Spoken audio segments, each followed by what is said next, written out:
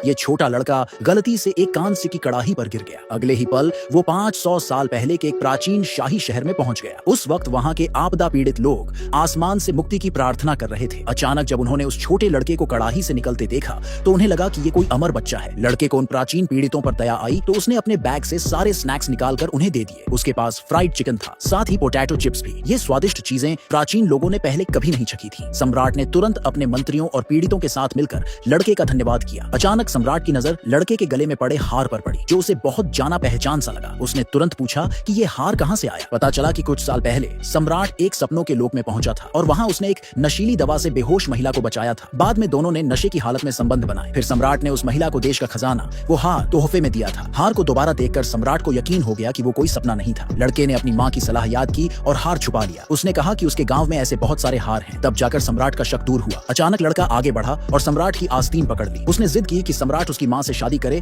ताकि वो उसका बाप बन सके। सम्राट डर गया और बोला कि वो देवी को अपवित्र करने की हिम्मत नहीं कर सकता। लेकिन लड़के ने कहा कि सम्राट बहुत हैंडसम है, उसकी माँ उसे जरूर पसंद करेगी और उसके घर में ढेर सारा टेस्टी खाना है जो वो शेयर कर सकता है। इतना कहकर उसने अपना बैग खोला और अंदर के स्नैक्स सबके साथ बांटे। खाने के बाद मंत्रियों को बहुत मजा आया। उन्होंने तुरंत पूछा कि ये स्नैक्स कितने के हैं। लड़के ने सोचा कि ये सब सुपरमार्केट से डिस्काउंट पर खरीदे थे, तो उसने $10 का इशारा किया। लेकिन जनरल ने गलत समझा और सोचा कि लड़का 10 सोने की छड़ें कह रहा है। उसने तुरंत सैनिकों को सोने की छड़ें लाने का आदेश दिया। फिर खाना पीड़ितों में बांट दिया। जैसे ही लड़के ने सोने की छड़ें कड़ाही में डाली ताकि वो अपनी माँ के कर्ज चुकाने में मदद कर सके। मंत्रियों ने सम्राट से कहा कि वो लड़के की माँ से शादी कर ले और लड़के को अपना वारिस बनाए। लेकिन सम्राट हमेशा से अपने सपने वाली महिला के प्यार में था। अचानक शहर भर के पीड़ित वहाँ दौड़े आए, लेकिन खाना सबके लिए काफी नहीं था। सम्राट ने लड़के से और खाना लाने की गुहार लगाई और वादा किया कि वो उसे तुरंत अपना वारिस बनाएगा। लड़का खुश हो गया कि उसे एक पिता मिलेगा। इधर महिला को पता चला कि उसका बेटा गायब हो गया। उसने अपनी बेटी से पूछा कि क्या हुआ। बेटी ने बताया कि उसका भाई कांसे की कड़ाही से गायब हो गया। महिला को यकीन नहीं हुआ। उसे लगा कि बेटी को बुखार की वजह से भ्रम हो रहा है। अपनी बात साबित करने के लिए बेटी ने ढेर सारा खाना कड़ाही में डाला, लेकिन खाना तुरंत गायब नहीं हुआ। जब माँ बाहर ढूंढने गई तो बेटी के गले का हार कड़ाही के किनारे से टकराया और वो पलक झपकते प्राचीन शाही महल में पहुंच गई। सम्राट ने बेटी के गले में हार देखा